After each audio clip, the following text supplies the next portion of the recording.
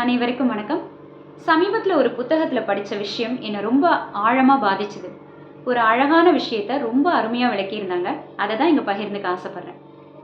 ஒரு கோப்பை நிறையா காஃபி இருக்குது. தவறுதலாக கைப்பட்டு அந்த கோப்பை கவிழ்ந்துருது. அதுலேருந்து காஃபி சிந்திடுது.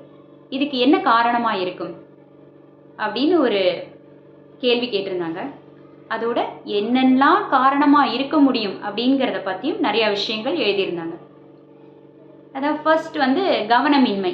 நமக்கு கவனம் இல்லை, கவனமாக எடுத்துகிட்டு போயிருந்தா சிந்தி இருக்காது. இன்னொன்று, அந்த கோப்பை அளவை விட காஃபி கம்மியாக இருந்திருந்தா சிந்தி இருக்காது. எடுத்துகிட்டு போகும்போது கவனமாக தான் எடுத்துகிட்டு போகிறோம். திடீர்னு நடுவில் யாரோ வராங்க, இல்லை வேற ஏதோ பேச்சு கொடுக்குறாங்க. அப்போ நம்ம கவனம் மாறுபடுகிறது. Focus shift.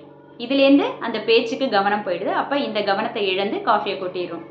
இப்படி நிறையா விஷயங்களை பற்றி அலசி ஆராய்ஞ்சிருந்தாங்க. எல்லாத்தையும் படித்து முடிச்சுட்டு வரும்போது கடைசியாக ஒரு அழகான மெசேஜ்.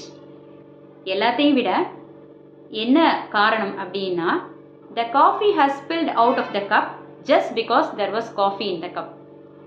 அந்த கோப்பையிலிருந்து காஃபி சிந்தியது ஏன் என்றால் கோப்பையில் இருந்தது காஃபி இல்லை. அதில் தேநீர் இருந்தால் தேநீர் சிந்தி இருக்கும், தண்ணீர் இருந்திருந்தால் தண்ணீர் கொட்டி இருக்கும், பழச்சாறு இருந்தால் பழச்சாறு சிந்தி இருக்கும். இதை அழகாக உளவியல் ரீதியாக ஒரு விளக்கம் கொடுத்து முடிச்சிருந்தாங்க. அதாவது நம் மனம் என்னும் கோப்பையில் நாம் எந்த மாதிரி எண்ணங்களை நிறைக்கிறோமோ அதுதான் நம்முடைய வெளிப்பாடாக இருக்கும். இந்த வாழ்க்கைக்காக நாம் நன்றியுடன் இருக்க வேண்டும், நல்ல எண்ணங்களை வளர்த்து கொள்ள வேண்டும், எப்பவும் இனிமையான சொற்களை பேசுபவராக இருக்க வேண்டும், எல்லாத்தையும் அன்பு பாராட்டுபவராக இருக்க வேண்டும். இந்த எண்ணங்களெல்லாம் நம்ம வளர்த்துக்கும் பொழுது என்னென்னா, நம்ம மற்றவங்கள்ட்ட பேசும்போது நம் கண்களிலும் பேச்சிலும் நம்மளுடைய குணத்திலும் அந்த இனிமை கனிவு எல்லாம் வெளிப்படும்.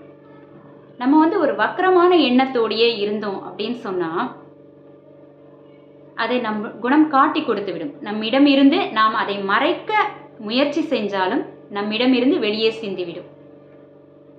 எவ்வளோ ஒரு அழகான ஆழமான கருத்து. இனிமே காஃபி சாப்பிடும்போது இதையும் கொஞ்சம் நினைவில் வச்சுப்போமா?